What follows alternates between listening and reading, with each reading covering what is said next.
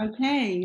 Hi, I'm Diana Calvin, Connections Minister at Trinity Fellowship Church, and I have Deb Rose here with me. Deb is a Trinity Fellowship member. She's a parenting uh, educator. She's a life coach, and she is going to help us give us some tips that'll help us through COVID-19 and new opportunities with our children. Deb, this is a time when people are together more than they expected. A lot of moms are trying to work at home and do school and help everybody not keep from killing each other.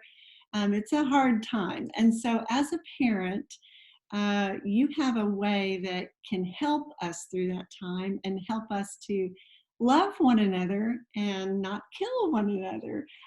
Tell us about that. Well, it's a real simple exercise. I believe in keeping things as simple as possible because people don't like to do things that have too many steps to them or too stressful because they already have enough stress.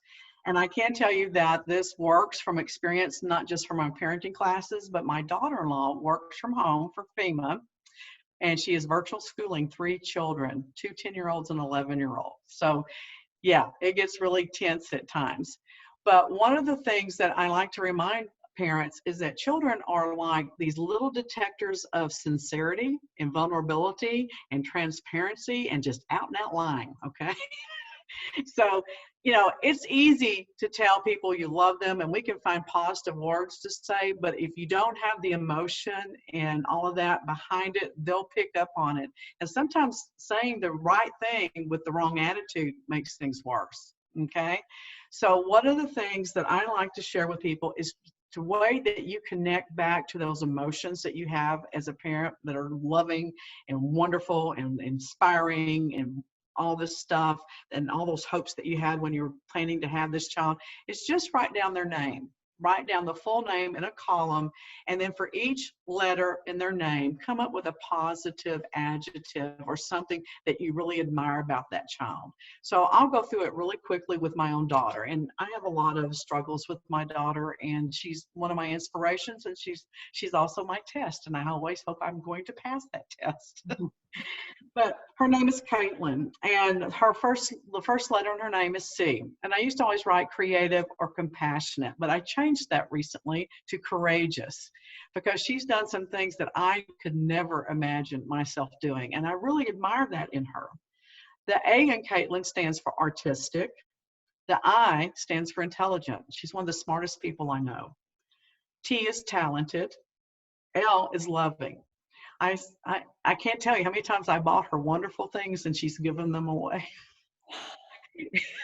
And she is persistent in going through her community looking for homeless people to give them literally the shirt off her back. I've seen her just take it off and give it to them.